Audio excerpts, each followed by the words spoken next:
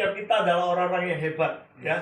Jangan merasa saudara, aku ini lagi nggak kuat, aku lagi ada masalah. Saya mau kasih tahu, setiap tokoh di Alkitab, mereka yang mengalami pergumulan, permasalahan, mereka dipakai Tuhan, dibangkitkan menjadi orang-orang yang dahsyat.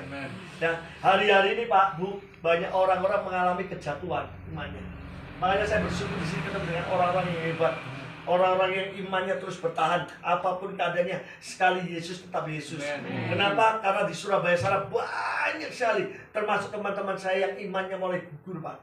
Imannya mulai habis. Ketika masalah mulai datang, mereka jatuh. Ketika masalah mulai datang, mereka nggak kuat, mereka bunuh diri. Yang paling laris hari ini di Surabaya, bahkan kota-kota besar, itu dua, Pak. Tempat pemakaman dan rumah sakit jiwa, Pak. Bener, angkanya menaik drastis. Naik drastis. Orang yang gak kuat mentalnya ketika punya masalah, mereka gak kuat jiwanya, mentalnya, mereka gila, Pak. Rumah sakit jiwa boleh disurvei naik dalam tahun ini, karena 2025 bukan keadaan semakin baik.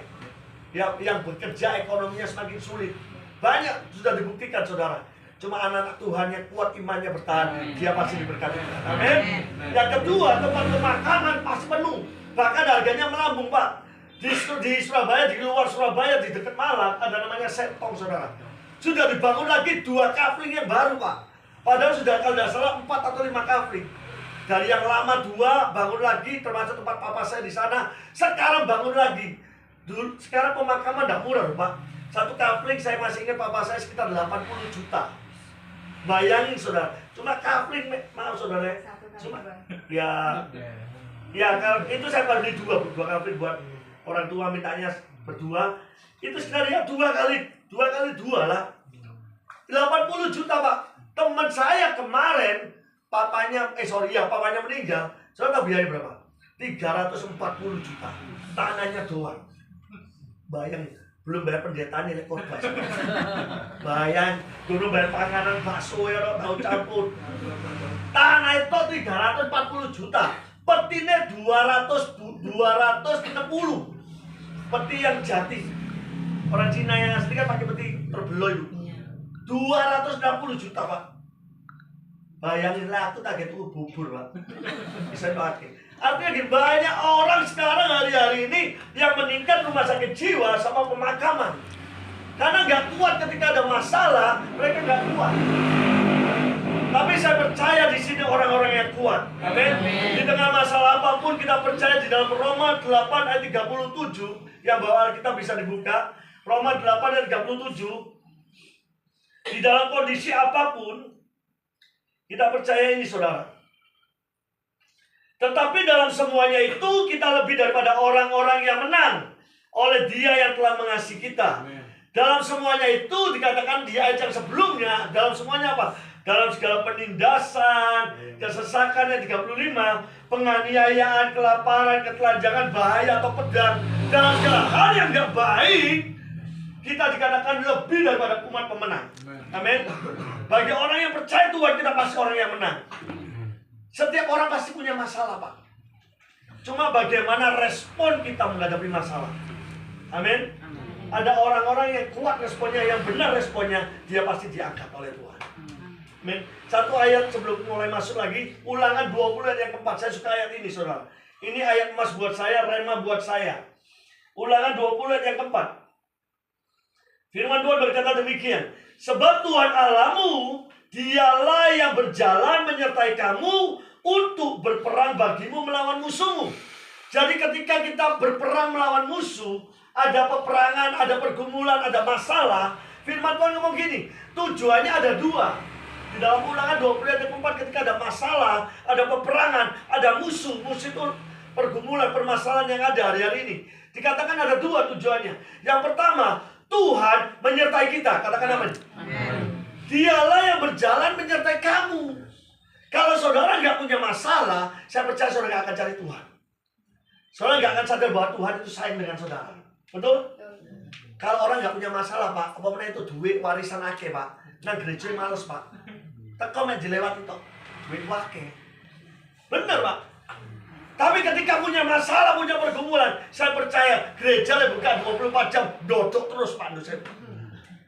Kalau rumah Pak itu dibuka buat doa, saya percaya didoa dipakai terus, Pak. Sampai gereja tidur, Pak. mereka baru sadar mereka butuh Tuhan. Nah, ini tujuan Tuhan tahu. Ketika engkau melawan musuhmu, Tuhan itu menyertai saudara. Yang kedua dikatakan dengan maksud memberikan kemenangan kepada saudara dan saya. Saya mau tanya saudara, bagaimana mungkin saudara bisa ngomong gini, aku disembuhkan, mendapat mujizat kesembuhan, kalau saudara nggak pernah sakit? Bisa menangkap itu saudara? Bagaimana mungkin saudara bisa bersaksi, aku sembuh kalau nggak pernah sakit, Pak? Itu jenenge koar-koar lambe tok. Ya, nggak pernah sakit ngomong aku disembuhkan. Sembuhkan dari mana? Ya kan? Kita mengalami sakit, kita mengalami sesuatu yang dokter ngomongin nggak mungkin kamu sembuh. Saya mengalaminya, Pak. Ketika saudara belum mengalami satu sakit sampai satu titik saudara mati, saudara akan bisa menghargai Tuhan. Saya mau saksikan, nanti sebelum saya tutup di akhir saya saksikan, saya bocoran dikit. Saya ini pernah di penjara. Ya, saya berpisah dengan saudara saya ini, saya masuk penjara. Dan kalau ngomong di antara Bapak Ibu saudara sekalian yang lebih hebat dari saya, seakan-akan saya ikut khotbah pendeta yang hebat, saya kasih tahu, saya ini kadang-kadang minder, Pak. Saya ini seorang pendeta yang masuk penjara, Pak. Bukan itu pelayanan, Pak. Saya divonis 10 tahun, saya kena narkoba. Memang saya nggak membunuh, saya nggak nipu perusahaan, enggak. Saya pakai narkoba, saya jual, saya pakai bisnis menjadi internasional.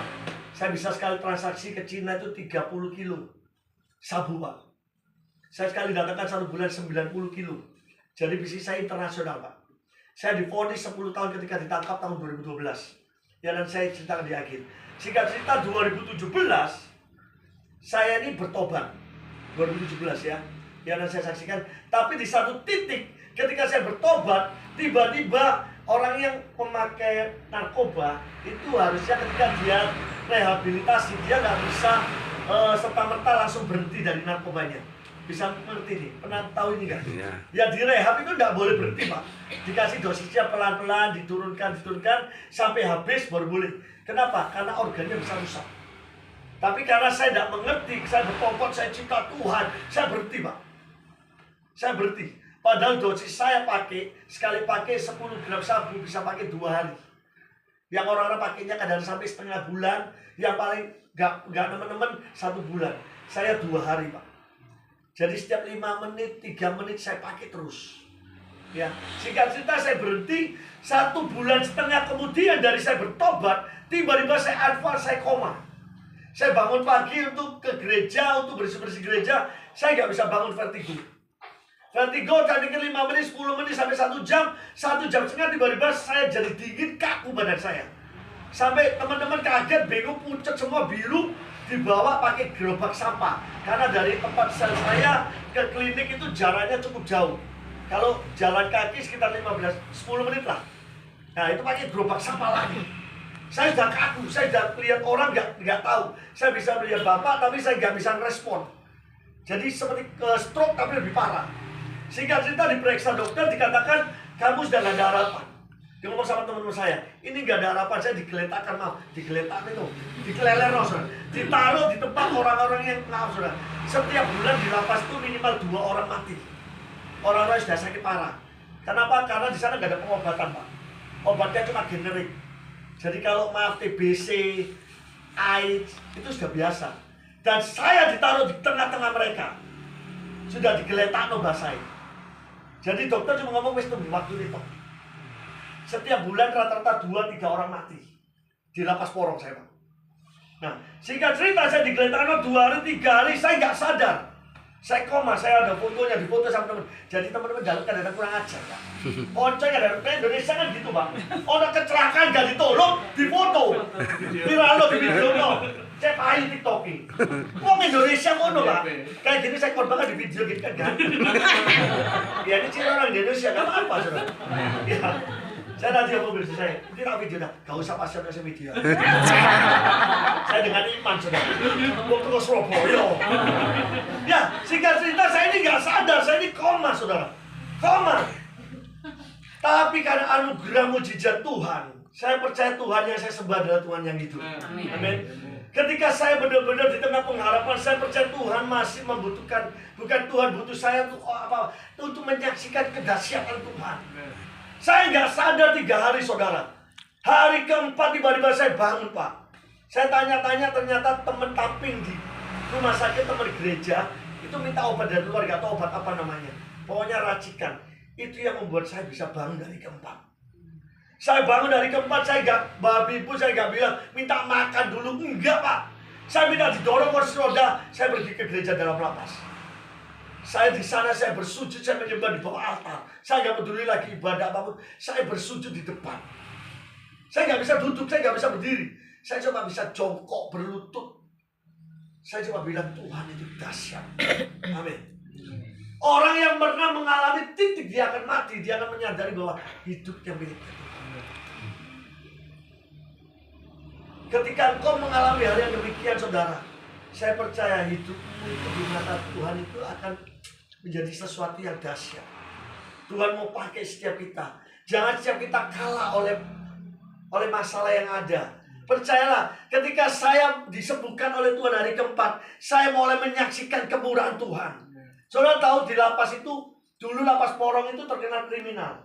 Ketika 2013 saya masuk, 14 saya masuk di lapas Porong, 15-16 mulai penuh dengan orang-orang narkoba, saudara.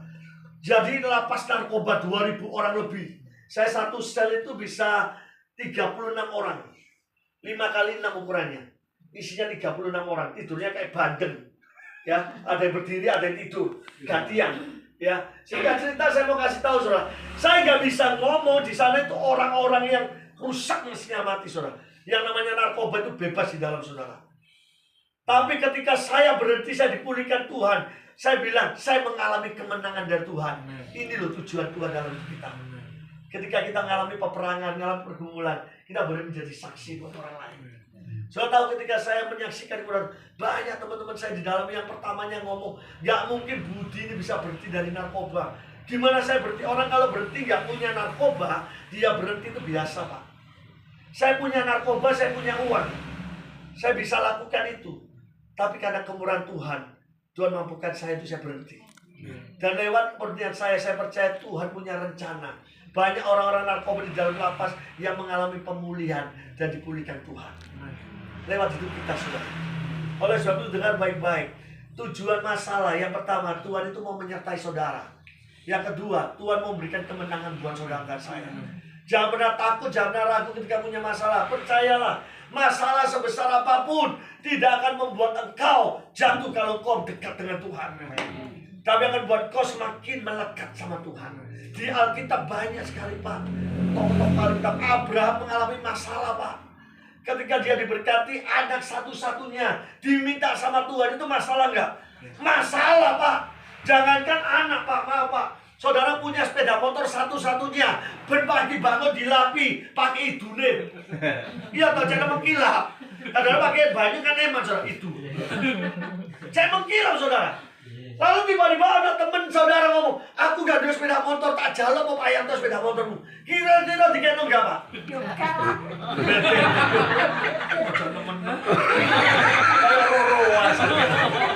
Ada payah tuh kayak mau tak kendong loh.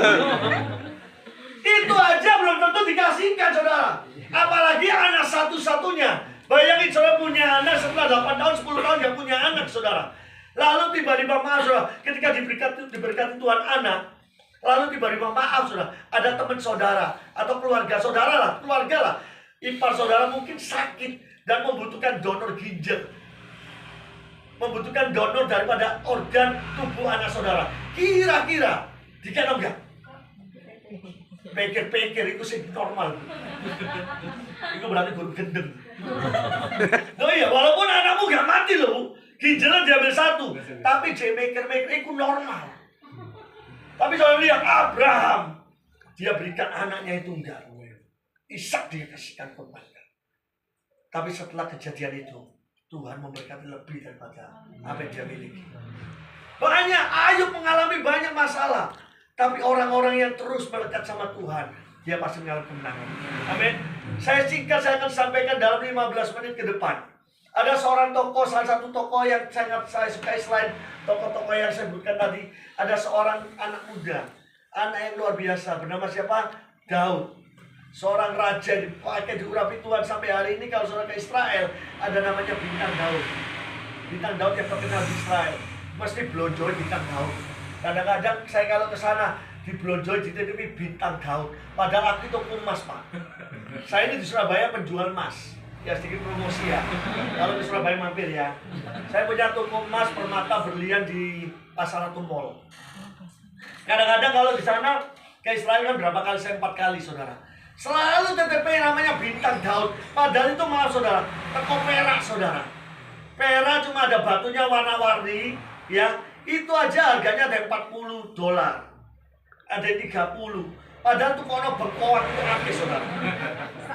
Bener, itu di Gona Surabaya lontor Pak. Untuk ke perak Pak. Saya pernah beli. Saya bikin emas 5 biji laku. Reganya hampir sama. Ya saya mau sampaikan gitu. Daud dihargai, dihormati. Padahal soal lihat sejarah Daud. Ketika dia menghadapi kehidupan pergumulannya masing-masing. Dia dikejar anaknya. Dia mengalami banyak pergumulan. Ketemu di Gua Adullam, ketemu bajingan-bajingan yang menjadi pengikutnya. Dia mengalami berbagai macam masalah saudara. Nah, di sini kita mau belajar saudara dari seorang Daud ya. Ada berbagai macam masalah yang Daud hadapi. Salah satunya di dalam 1 Samuel pasal yang ke-16 coba. 17 sorry. 1 Samuel pasal yang 17. Satu masalah yang muncul ketika Daud berjumpa dengan Goliat. Ya, saudara pasti pernah baca kisah ini saudara. Bagaimana Daud yang kecil imut-imut dia melawan seorang Goliat namanya orang Filistin yang tingginya kalau dibuat sentimeter kurang lebih 3 meter saudara. Ya, Alkitab mencatat Daud ini tubuhnya imut-imut. Ya seperti pastor kita. Seperti kamu. Seperti ibu ya. Imut-imut ya, bukan amit-amit loh Bu ya. Imut-imut ya. Oh, itu bukan. Saya baru tahu itu. Daud yang kecil mungil ya, imut-imut. Dia dibawa pada satu lawan yang luar biasa. Goliat gambaran pergumulan permasalahan yang besar saudara ya. Satu ketika Daud disuruh bapaknya ya. Daud ini orangnya luar biasa. Humble banget saudara. Bayangin Daud ini sudah diurapi menjadi raja ya. Walaupun dia belum menjadi raja, dia sudah diurapi, betul ya. Kalau orang itu sudah diurapi, dia pasti akan jadi raja. Tapi lihat selama dia menunggu, dia nggak peduli. Dia disuruh jadi tukang angon, pedus, ya gelap. Ya toh, dia jadi apa lagi? Jadi kurirnya Shopee Food. Betul ya? Ya, ngatur makanan ya. Ya ini kisah ini kan 1 Samuel 17 kan dia jadi Shopee Food. Kurir, betul ya? Bapaknya ngomong, "On, kene on." Ya coba bapak Isai. Yang nyelokkan kamu Daud, kamu. Daud. Ya on kene on. Dulu. Lah apa sih Pak jalan nyeloi? Daud mungkin lagi angon pedus saudara. Apa sih Pak? Kene on kene. Iki delon rantang yo, gawa nang cacakmu yo. Kakakmu nang medan perang gawa terno yo. Pak nganggur gak ono nang kono iki gak ono depot ta, Pak. Oh, gak ono rumah makan, gak ono jatah dari prajurit. Wes talaut nurut to. Iya, Pak. Daud ini orang yang nurut saudara ya. Makanya dia dicintai Tuhan. Amin. Makanya tempat ini teman-teman gak usah iri-irian. Amin. Mau bisa kerja apa lakukan. Iso nggo donat. Gue gedang.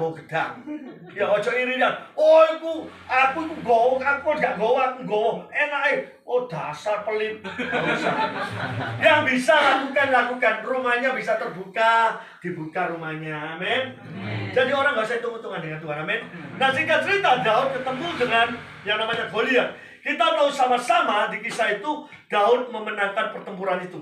Daud bisa mengalahkan Goliat.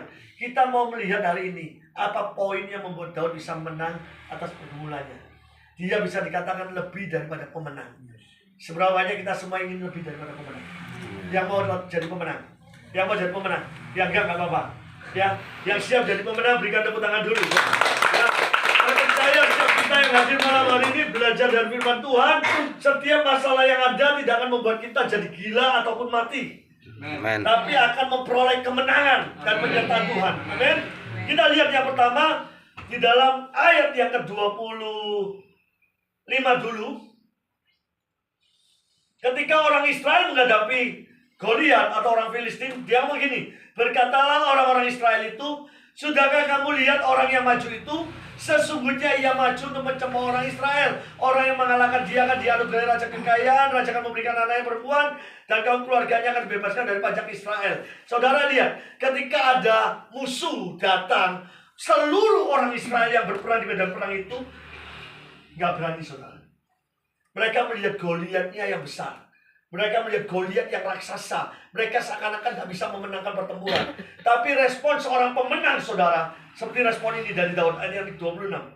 Lalu berkatalah Daud pada orang-orang yang berdiri di dekatnya, apakah yang akan dilakukan pada orang yang mengalahkan orang Filistin itu dan yang menghindarkan cemooh dari Israel? Siapakah orang Filistin yang tak bersudat ini sampai ia berani mencemooh barisan daripada Allah yang hidup?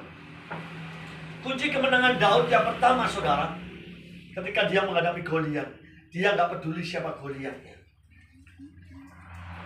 Dia nggak peduli siapa Goliatnya, dia nggak fokus pada masalahnya, dia nggak fokus pada Goliatnya, tapi fokus dia kepada Tuhan. Siapa yang mencemooh? Siapakah orang itu yang mencemooh Allah orang Israel? Kadang-kadang kalau kita punya masalah, Pak, kita fokusnya ke masalah, bukan fokus ke Tuhan. Benar ke gereja, benar ke ibadah, benar berdoa, tapi elingin masalah nih. Tuhan, tolong Tuhan, malas doaku Tuhan, Tuhan utangku bayar loh Tuhan, Tuhan tolong. Pikir Tuhan ini pesugihan.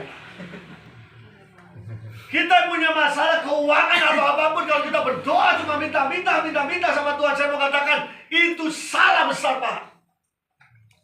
Yang percaya katakan amin. Jangan berdoa pada Tuhan untuk meminta-minta, karena Tuhanmu tahu apa yang terbaik buat engkau. Tanpa meminta pun Tuhan pasti tahu kebutuhan saudara. Fokus saudara ketika punya masalah apa? Cari Tuhan. Main gitar nih. Boleh main gitar? Main kan? Ayo saya main, saya nyanyi. Saya ini penyanyi, Pak. Gak percaya. Dikira gak percaya, Bu. Main cik, Pak.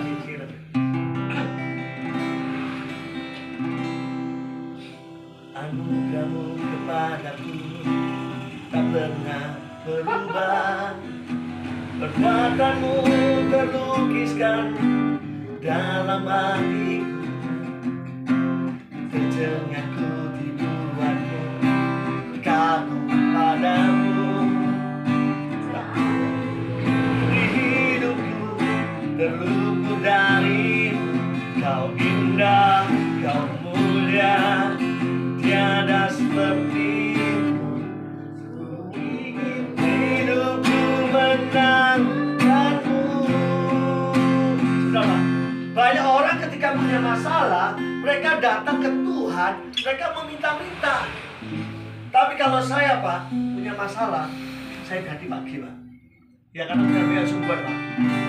Saya kalau punya masalah, saya mau katakan dengan Tuhan, saya nggak pernah mau, saudara. Sekalipun saya bisa meminta ke Tuhan, Tuhan nggak apa-apa, saudara minta boleh. Tapi kalau saudara dewasa rohani, saudara tahu Bapakmu tahu apa yang terbaik buat engkau. Kalau datang ke Tuhan punya masalah, datang aja kan. Kamu gimana?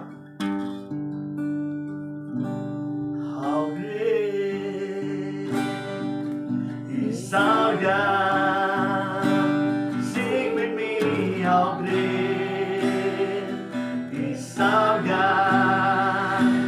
All we see, how great.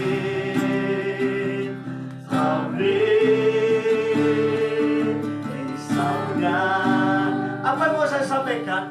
Ketika kau punya masalah bergumulan, jangan sodorkan masalahmu kepada Tuhan, tapi cari Tuhan dengan segenap hatimu.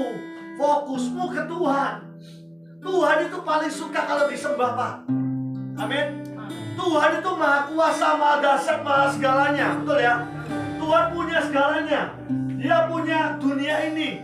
Dia gak perlu saudara sogok pakai duit, maaf. Dia punya semuanya. Dia maha dahsyat, maha kuasa, maha semuanya.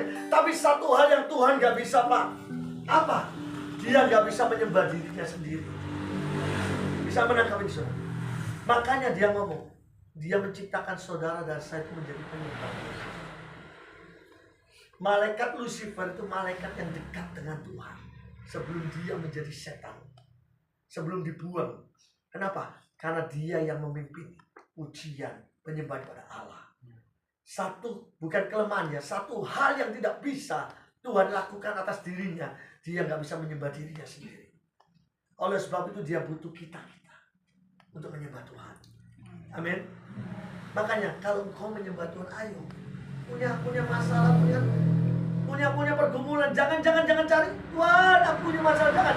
Datang ke Tuhan dengan sungguh ngomong gini, sujud di altarnya,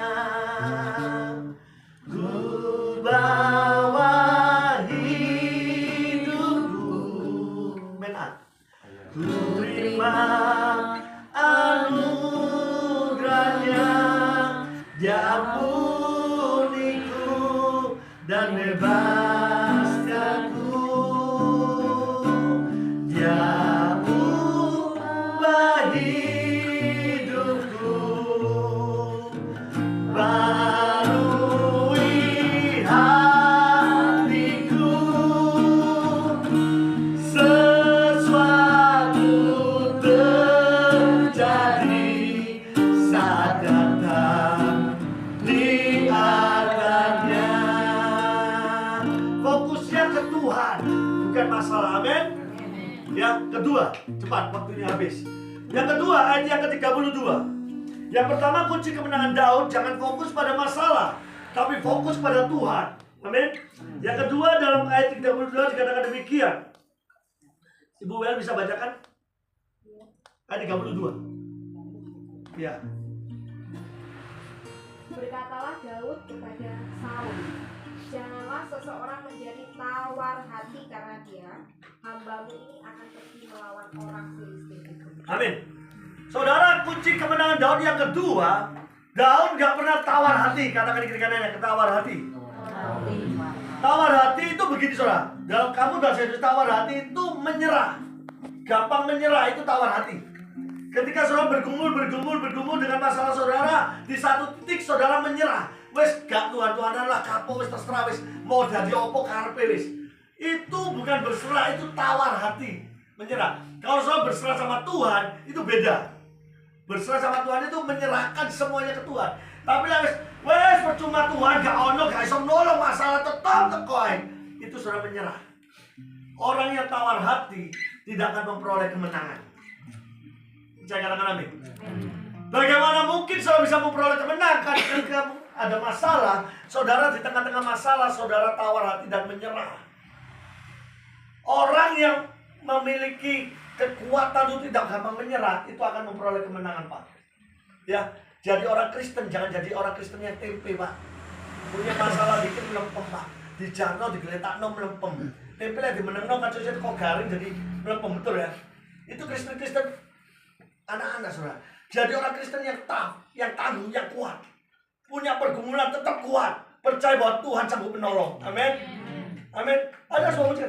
Ku tak akan menyerah pada apapun juga, sebelum ku coba semua yang ku bisa, tetapi ku berserah kepada kehendak-Mu. Hatiku percaya Tuhan punya rencana. Nanti pulangnya kamu makan sama saya paling banyak, Pak. Saat golek-golek terus. Iki lewel dadaan, Pak. Tenang ya, Pak. Jadi orang Kristen jangan gampang menyerah. Amin. Gak ada jodoh, golek terus. Amin. Iya. Gak apa-apa, ngeyel titik gak apa-apa. Ya kan? Pokoknya misalnya golek ketemu, golek terus. Jangan berpikir yang tidak percaya saja. Jodoh itu tiga, Pak. Ya, yang pertama di tangan Tuhan. Tuhan memberikan pilihan, Tuhan menentukan yang terbaik. Tunggu aja. Amin. Yang kedua di tangan kita, lewong ngoyo. Wong wis pepet terus kepingin rabi. Ya iki di tangan kita. Sakarepe dhewe. Yang ketiga di tangan polisi. Lek kegrebek saudara. Ya kegrebek dikawin no, saudara. Di tangan polisi mau dapat kawin, ya kan. Pokoknya percayalah di tangan Tuhan, tunggu saja, Bu. Ya, bukan dibutuh sih semua ya. Dan di tangan dirimu yaitu ngoyo. Ngoyo akhirnya kadang itu tebu bongkeng. Ya kan itu sih gak karu-karuan.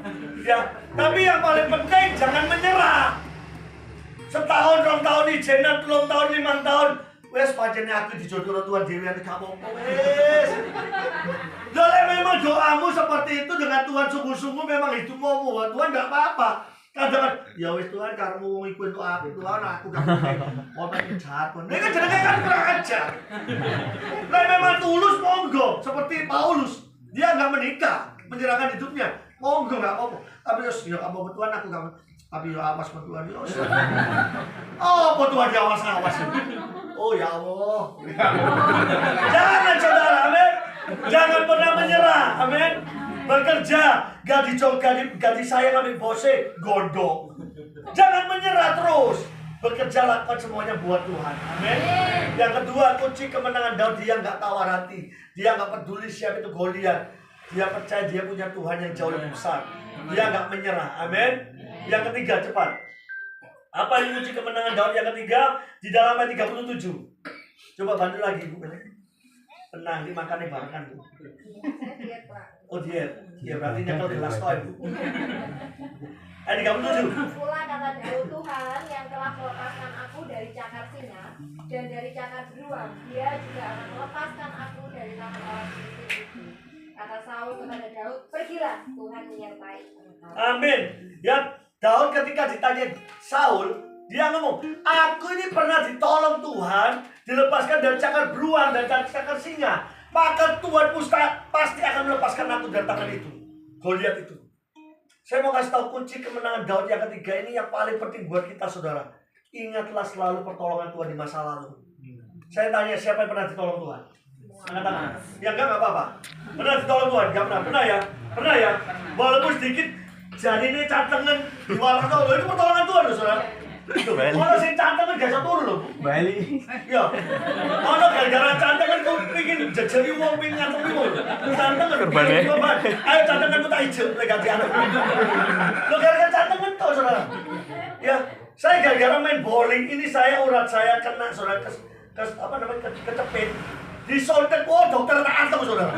Dokter lo tak antem saudara. Sontek yang paling sakit itu di saraf Pak. Ternyata saya baru tahu. Suwakit aku ditawurung 10 wani Pak. Disontek ikon baleni gak gelem Pak. Sungguh suwakit. Antem dokter Pak. Gara-gara disontek. Saya mau kasih tahu. Pernah enggak saudara mengalami pertolongan Tuhan? Ketika kau hari ini menghadapi masalah, ingatlah Tuhan pernah menolong saudara. Kalau Tuhan dulu menolong saudara, saya percaya Tuhan bisa menolong saudara. Amin. Amin. Ada pujian yang lagi booming kan akhir berkali-kali kau menolong C ya Pak? C ya? BL bantu saya. Berkali-kali kau kuatkan dalam rasa sakit Engkau ada, Yesus setia. Terus bermain dong, terus. Aku tuh hanya bisa menyanyi semua. Berkali-kali kau menolong. Ya, percaya bahwa Tuhan pernah menolong saudara. Berkali-kali kau kuatkan. Karena perjalanan pertolongan, dari jalan keluar. Percaya naikkan kunci. Ada Yesus Sekali lagi ya. setia. Ingat kunci yang dikatakan berkali-kali. Berkali-kali kau menolong. Berkali-kali kau kuatkan. Dalam masa sakit Engkau ada, Yesus setia. Berkali-kali Tuhan. Berkali-kali kau menolong. Berkali-kali kau kuatkan. Dalam masa lelah Engkau ada, Yesus setia. Berikan tepuk tangan yuk buat Tuhan yuk. Kalau kau punya masalah hari ini saat ini juga ingat Tuhan pernah menolong saudara. Jangan kau ragukan pertolongan Tuhan. Saya paling demen dengan Tuhan saudara. Saya paling ngomong dengan Tuhan. Kalaupun masalah yang saya hadapi membuat saya mati sekalipun, saya ngomong, gak apa-apa Tuhan. Toh saya mestinya berapa tahun yang lalu sudah mati. Tuhan masih perpanjangan hidup saya. Artinya, saya jangan pernah meragukan pertolongan Tuhan. Kalau hari ini punya masalah, Tuhan pasti sanggup menolong saya. Amin. Yang terakhir saya mau sampaikan yang keempat dan kelima, saya mau rangkum di dalam ayat yang ke 45-46. Ya, 5 menit lagi saya mau akhiri. Ayat 45-46. Kunci kemenangan Daud dari Goliat, dari masalah. Tetapi Daud berkata pada orang Filistin itu, engkau mendatangi aku dengan pedang dan tombak dan tebing, tetapi aku mendatangi engkau dengan nama Tuhan semesta alam. Saudara, kunci kemenangan Daud yang keempat, yang paling penting dalam hidup kita ketika kau menjadi orang Kristen, andalkan Tuhan. Kau boleh punya pengalaman yang hebat, boleh punya kekuatan yang hebat, tapi tanpa Tuhan semuanya sia-sia. Kalau kau mengandalkan Tuhan, percayalah, sebesar apapun masalahmu, kau sanggup ditolong oleh Tuhan. Amin. Cari Tuhan. Kalau punya masalah, jangan cari pendeta, jangan cari teman, cari Tuhan dulu, dan Tuhan bisa menolong saudara lewat teman-teman saudara. Amin. Percayalah, tangan Tuhan gak pernah kurang panjang untuk menolong saudara. Telinganya tidak kurang lebar untuk mendengar seruan saudara. Tetapi kalau Tuhan belum mendengar, belum menjawab, koreksi. Mungkin ada dosa, ada pelanggaran, ada hal yang tidak menyenangkan dari Tuhan. Tapi kalau hidupmu benar, saya percaya pertolongan Tuhan pasti dia akan amin. Amin. Yang keempat, cari Tuhan, andalkan Tuhan. Lalu yang 46 dikatakan demikian saudara. Hari ini juga Tuhan akan menyerahkan engkau ke dalam tanganku, dan aku akan mengalahkan engkau dan memberikan kepalamu dan tubuhmu. Hari ini juga aku akan memberikan mayatmu dan mayat tentara orang Filistin kepada burung-burung di udara dan pada binatang-binatang liar, supaya seluruh bumi tahu bahwa Israel mempunyai Allah. Yang kelima, ya bukan cuma engkau mengandalkan Tuhan, tapi percaya dengan iman apa yang Tuhan sudah perkatakan dalam hidupmu. Ya kadang-kadang kita ini orang Kristen, ini orang bego. Tuhan sudah berjanji lewat firman-Nya banyak. Aku tidak akan pernah meninggalkan kau. Aku akan memberkati kau. Bahkan pada waktu tidur aku memberkati kau. Tapi seringkali janji Tuhan itu tidak pernah saudara pakai, tidak pernah saudara buat untuk mengingatkan Tuhan bahwa Tuhan berjanji buat saudara. Pakai imanmu. Ayo. Daud bisa mengalahkan Goliat. Dia bilang dengan Tuhan, dengan iman dia berjalan. Hari ini juga Tuhan menyerahkan kau dalam tanganku. Ayo, jadi orang Kristen, jangan Kristen yang melemah. Jadi Kristen-Kristen yang radikal.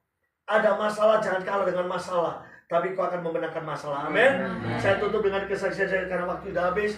Saya mau kasih tahu tadi kesaksian saya bahwa saya pernah masuk penjara. Saya di penjara gak lama Pak, 10 tahun Pak. Ya, model jahitan operasi kayak gini Pak. Udah kena penjara Pak, divonis 10 tahun. Karena kemurahan Tuhan ada mestinya saya nggak dapat potongan hukuman karena peraturan PP 11 mestinya nggak ada potongan. Tapi nggak tahu kemurahan Tuhan karena saya ketangkep bulan 10, peraturannya bulan 11. Artinya mepet. Itu nggak dapat karena berjalan. Tapi kemurahan Tuhan saya dapat diskon saudara, remisi. Juga pembebasan bersyarat saya jalani 7 tahun 3 bulan. Ya, singkat cerita saya di penjara tidak membuat saya jadi baik. Ya, saya semakin liar. Saya di dalam penjara saya jualan narkoba, saya pakai, saya mukulin orang, saya jadi orang yang gila. Saya ini orangnya dari dulu suka berantem Pak. Ya, model jahitan kayak gini saudara. Dulu kalau Pak Yato minta rambutnya gondrong Pak ya, saya juga segini Pak. Saya ada fotonya Pak. Saya dulu megang dia anak buahnya, anak bolanya dari Persebaya kan punya klub-klub ya. Persebaya di Surabaya ada bonek tadi ya saya lihat. Saya ini tahun 93 zamannya Cak Narto. Saya memegang klub bersama dengan Yusuf Ekodono. Saya main sepak bola sama Ibnu Graham, Yusuf, Mustaqim. Itu main sepak bola sama-sama. Ya, saya yang bayari Pak masih ya Pak. Jadi saya kayak bola tak tendang gol Pak. Ya apakah dua-duanya sembarang saudara. Dan ini serius. Ibnu Graham itu operan paling ciamik Pak. Mustaqim lagi ngoper gak tau beli sampai sinang batukku Pak. Saya diem aja depan gawang, bola dasar sampai sinang batukku Pak. Itu sekali batuk 300.000 Pak. Serius, 1 gol 300.000 zaman tahun 93. Ya saya main dengan klub Suryanaga. Saya punya klub namanya Polris Raja Wali Sakti. Ya, aku cerita bal-balan nonton dia. Tonton dia aku bal-balan. Nah, oh ya ada akal saya Pak. Saya gondrong Pak, jadi manajer Pak ya. Saya ini suka berkelahi. Di penjara itu sudah bertobat Pak ya. Tahun 99 saya bertobat. 98 saya bertobat pelayanan. Masuk penjara 2012. Ya. jenenge jiwa berontak saya mulai keluar. Gak Tuhan-Tuhanan, saya sempat begitu Pak. Ya singkat cerita dalam, saya menjadi orang yang beringas. Di dalam penjara kalau nggak kuat kalah Pak. Kalau nggak jagoan habis Pak. Saya ini di penjara jadi orang yang boleh bertanya teman-teman, nanti kapan-kapan saya ajak ke sini Pak ya. Teman-teman pelayanan saya. Itu saya pernah memotong telinganya orang Madura 2 orang. Ya di sini gak ada Madura, jangan laporkan saya. Saya di dalam Pak. Ya kenapa nggak saya potong Pak? Dia utang sama saya kan bandar di dalam. Saya jualan sabu ya. Dia utang sama saya. Dia nggak bayar Pak. Bleset, sakso, Sabtu, sabar dan tunggu.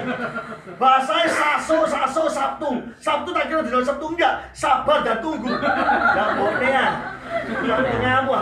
Kene iki bandar botol duwe ge muter meneh. Ya kan? Gak tak take yo jano lah sakno. Digepo yang bayar abu aku Pak. Karena bos saya banyak Pak. Digepo wis sakno lah sak. Ping 3 hari dikom nang kolam Pak. Jadi selama bukan blok jam 5, jam 6 dicelup di nang kolam sambil kayak telepon Pak. Buat nyari duit. Sampai tutup blok jam 5 baru dibalik Pak.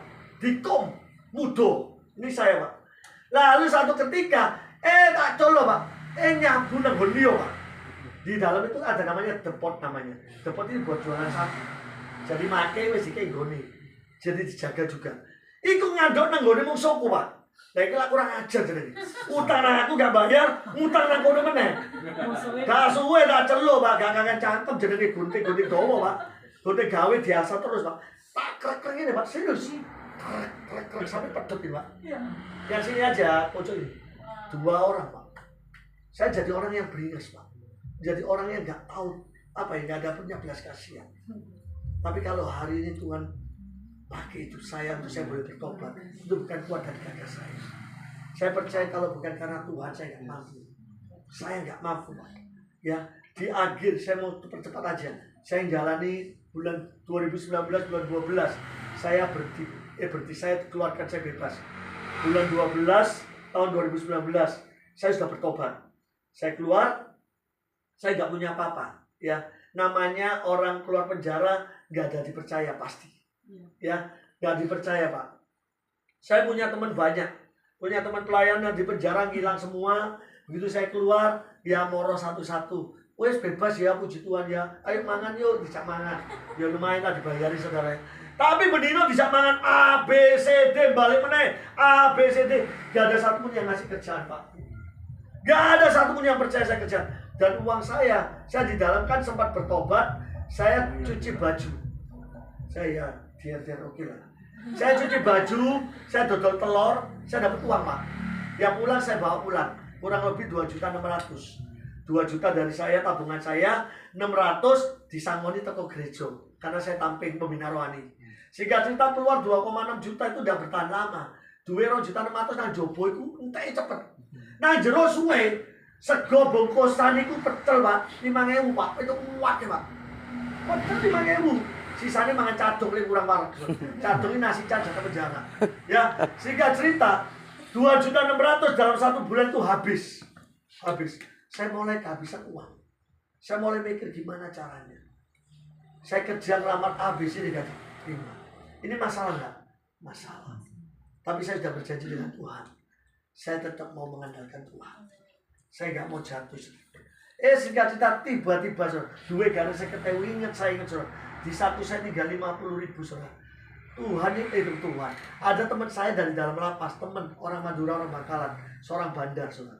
Teman satu kamar, nyabu bareng saudara.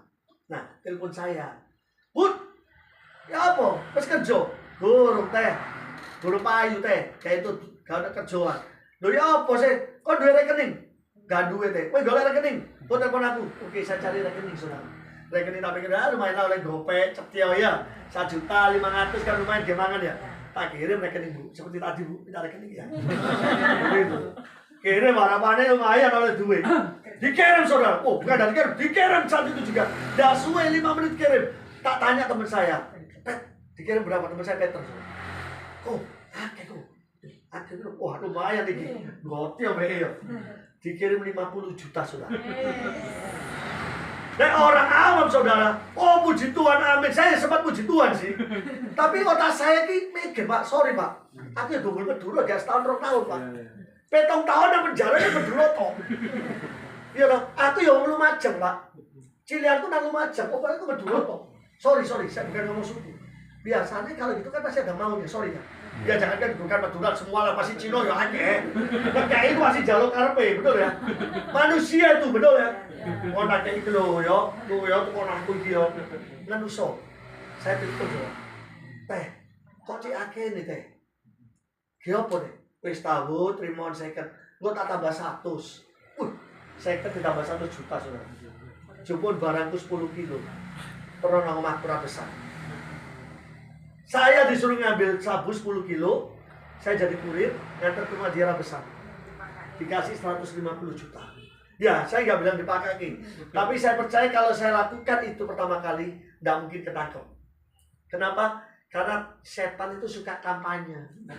Dosa sekali nggak mungkin kecekel, Pak. Ya nggak percaya cobaan. Cobaan dosa sekali, nggak kira kecekel. Mau judi online yang pertama mesti menang.